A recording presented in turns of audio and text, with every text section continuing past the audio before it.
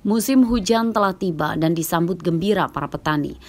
Setelah sempat menunda masa tanam padi selama hampir 2 bulan akibat kemarau, para petani di Kecamatan Rawapitu, Tulang Bawang kini mulai serentak menanam padi di sawahnya. Namun pada masa tanamnya tersebut, para petani menyatakan dihadapkan dengan banyak kendala, di antaranya tingginya harga pupuk dan obat-obatan tanaman. Sementara itu, pada masa tanam sebelumnya, para petani kesulitan mendapatkan pupuk bersubsidi.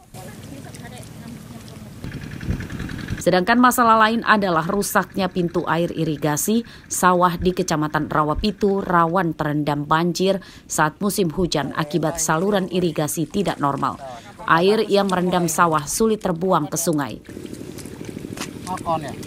Kesulitannya banyak, keluhannya petani itu pastinya terutama di pupuk. Pupuk itu kendalanya semakin sulit untuk menanam padi. Petani juga membutuhkan banyak sekali keluhan-keluhan itu seperti obat-obatan.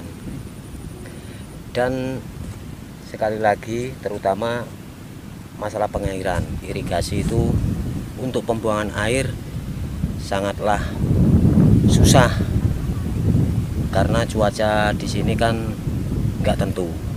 Kemungkinan besar di sini kan musim rendeng dan musim cuaca hujan.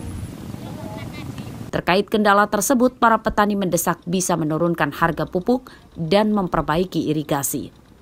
Kabupaten Tulang Bawang jadi salah satu penghasil padi terbesar di Lampung. Berdasarkan data BPS Lampung 2023, produksi gabah di Tulang Bawang mencapai 2,73 ton gabah dengan luas sawah padi mencapai lebih dari 532.000 hektar. Mustaqi melaporkan dari Tulang Bawang.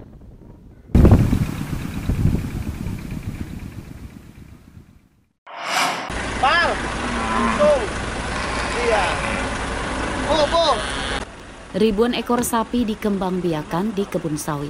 Metode ini dikembangkan oleh salah satu perusahaan peternakan sapi di Desa Candimas, Kecamatan Abung Selatan, Lampung Utara. Tujuannya untuk mengurangi biaya pakan, namun sapi-sapi tersebut tetap sehat karena bisa memakan rumput liar di kebun sawit. Manfaat lainnya adalah penggunaan kotoran sapi sebagai pengganti pupuk kimia untuk tanaman sawit supaya lebih subur. Namun untuk menerapkan metode ini, biaya pembuatan sarana dan prasarananya lebih mahal.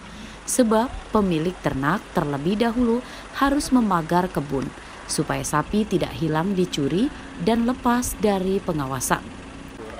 Meski diliarkan di kebun, namun pemilik ternak juga tetap harus menyiapkan kandang yang memadai. Pengembangbiakan sapi di kebun sawit ini mendapat perhatian dari pemerintah Lampung. Penjabat Gubernur Syamsuddin berharap pihak perusahaan bisa mengedukasi warga sekitar untuk menambah pasokan daging sapi dari Lampung untuk kebutuhan nasional. Bagaimana peternakan sapi yang terintegrasi dengan perkebunan sawit, dan pada umumnya di Provinsi Lampung yang dilakukan oleh masyarakat hanya kandang-kandang sapi dalam posisi dia memelihara sapi atau membesarkan sapi. Ini perlu diadopsi ilmu-ilmu seperti ini agar masyarakat juga dengan hampir sebagian besar kan kita memiliki masyarakat Lampung punya kebun sawit, dan itu agar lebih dioptimalkan bisa diintegrasikan antara dia memelihara sapi dengan perkebunan sawit yang dia miliki. Berdasarkan data Badan Pusat Statistik atau BPS tahun 2023, Provinsi Lampung berada di urutan kelima sebagai daerah penghasil daging sapi di Indonesia setelah Jawa Timur, Jawa Barat, Jawa Tengah, dan Sumatera Barat.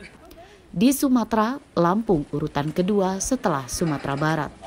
Ardio Haba melaporkan dari Lampung Utara.